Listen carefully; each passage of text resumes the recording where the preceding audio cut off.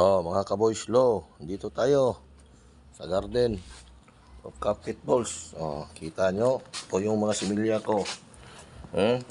Ahos to. Ganda masyadong lupa dito. Pit soil at saka loam soil. Ito na mga kaboy slow, ha. Simple lang masyado to, ha. Ito yung mga dito sa garden pit balls namin. Datay ng mga kids dito iba, kapayas namin. Di malusog ang lupa dito banda. Maraming bato, nabunuhan ko lang. Dito naman.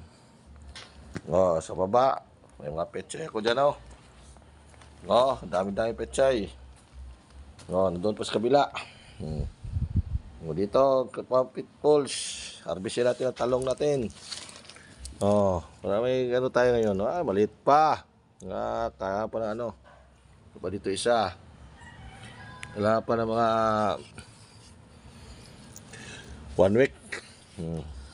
Masya ang maluya. Dito tayo.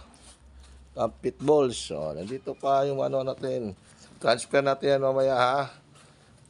Kung wala kayong lugar sa bahay o saan man, ito ang technique ni Cowboy Slow.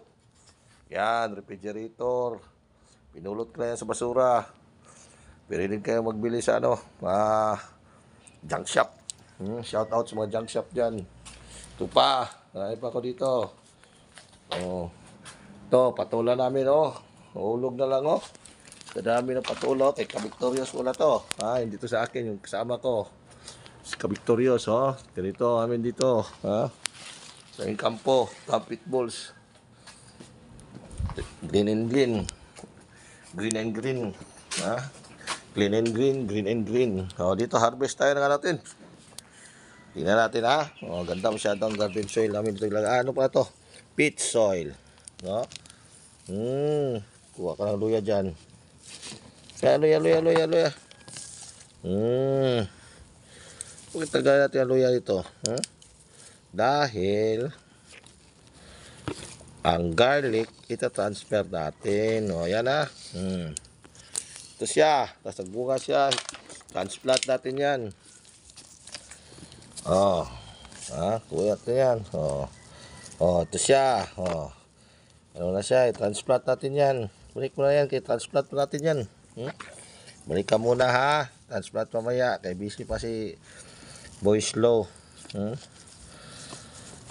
Mamaya ka na i-transplant. I-transfer natin ito sa ibang lugar. Ito yan, mga ka-Boy Slow. Talong pa rin dito. Talong, pechay, at may papaya kami dito. Sa ibang lugar naman pechay na sa ibang lugar, marami pa. Itong papaya namin, nalaruan ng ibang damadaan Marami itong bunga ngayon, dalawa na lang. Marami tayong papaya dito, Ganito magtanim sa urban, pag naka sa syudad.